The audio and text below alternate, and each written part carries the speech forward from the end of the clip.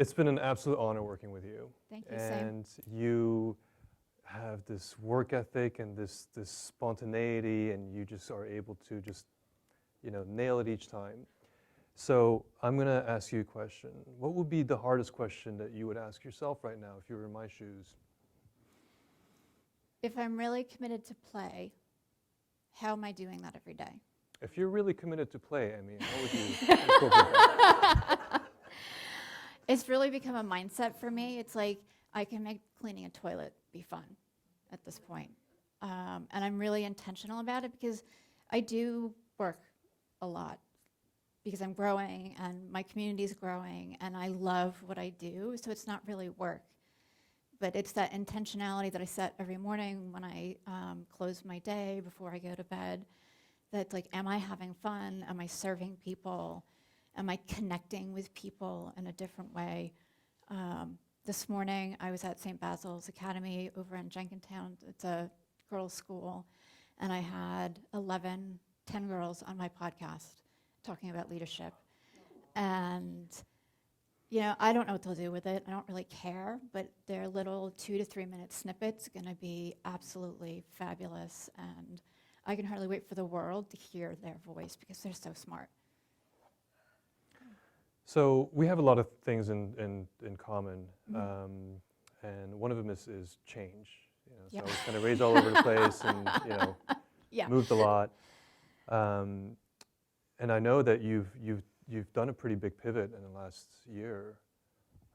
Can you share with us a little bit about what was before and why you're doing what you're doing now, and what it is that you're doing, and how did that shift occur? And So I've spent my entire life pivoting like that. I think the great thing in moving around that much was that I can recreate myself like that. I've done a lot of different things across my career, across my life. I started my current business as a health coach and have now shifted into business coaching and speaking and the podcasting. And it really happened very organically, where I woke up one day and I was like, oh, these entrepreneurs you're coaching, you're not really health coaching them. You're doing sales training and marketing and strategy.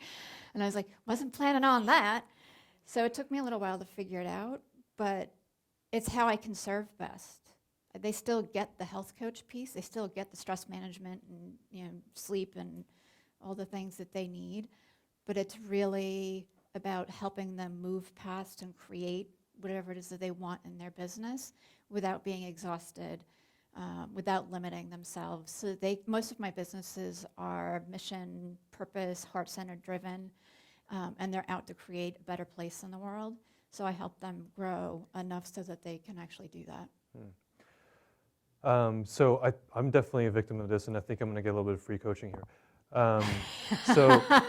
I was raised in a family where you had to work hard, and then working hard is like, and making money is a bad thing. And my dad was a Catholic priest for a while, and then he was a Buddhist and all this. So I was raised in a family where, in environments where, the only way you can succeed is to work hard. So what would you say for somebody like me? It's all about your beliefs. Like, you can either believe it's going to be fun or you can believe it's going to be hard, and that's what you'll create. That's it? Yeah. It's all your beliefs, right? Because if you can create your reality and you meditate, so that's part of like quieting your mind so you can think about or allow things to come in and take action on them, you can create whatever you want. And as I said, like, I put in a lot of time right now, but it's not hard work because I'm enjoying it. So if you're looking at it from a place of fun, a place of abundance, it's not hard. And that was one of my stopping points, was like, I have this belief that it had to be hard, and then I couldn't succeed because it was so like counter of what my true nature is. And figuring that out and coming to that place of, oh, I could actually have fun and do this. Like, it doesn't have to be so complicated and painful and everything else, really shifted where my come from was with my clients and everybody else. And I think that's what's allowed me to grow, particularly in the last year, and grow the community that I have. So when it comes to play, is that something that you schedule, or is that also a mindset? I think it's a mindset. I don't really schedule it, but I do things with my kids. Like we've got beach ball, volleyballs that we play a really mad game of volleyball with. It's like sliding all over the house. I actually bring them to my corporate training programs and get everybody up and playing too. And I'm really conscious of like having me time and downtime and relaxing, whatever it is, just for me too, so that I'm staying energetically connected, because I'm not serving if I'm disconnected. So you mentioned corporate training and you mentioned play. Like to me, if I was in a corporate environment, the last thing I would want to do is to play, and I would feel very outside of my comfort zone. Yeah, they are. And doing that. Why is that? Because it's not natural. It's like you're working, right? Like most people believe that you can't have both at the same time. And it really affects your performance. Our brains aren't wired to work for 8 hours straight. So we are meant to like work for half an hour to 50 minutes. So if you do your work, focus work for that half hour, 50 minutes, and then you do something else and you relax. And I mean, even if you're not playing volleyball with beach balls or whatever, but we're throwing glitter.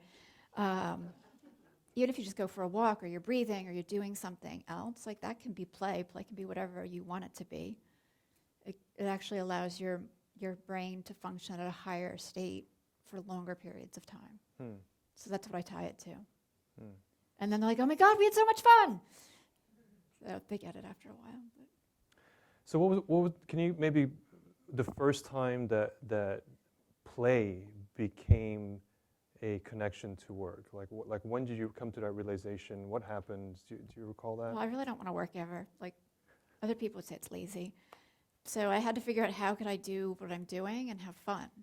Like that was really the first connection. I was like, all right, well, if you don't want to work and you want to have money and do all these things and take your kid places and really have them experience a different life, then how do I play all the time?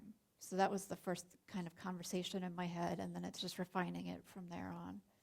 And I do a lot of clarity, self-evaluation, and clarity and evaluation with my clients too. So I'm going to ask you a question that's coming from the utmost respect, okay? And you know, I feel it myself too in terms of somebody that pivots a lot and does a lot of changes. What makes you credible in what you're doing today? Because I have 20 years of business experience. It's just not linear. And I'm really good at it. I end up doubling and tripling people's revenue pretty quickly. Wow. Mm-hmm. All right. Yeah. So the signature question for the proof. All right. What's your meaning of life in 3 words? I'm going to share mine, and then I'm going to share the one that Stacy said. Okay. So mine is experience joy daily. Stacy's for me was ride the lion.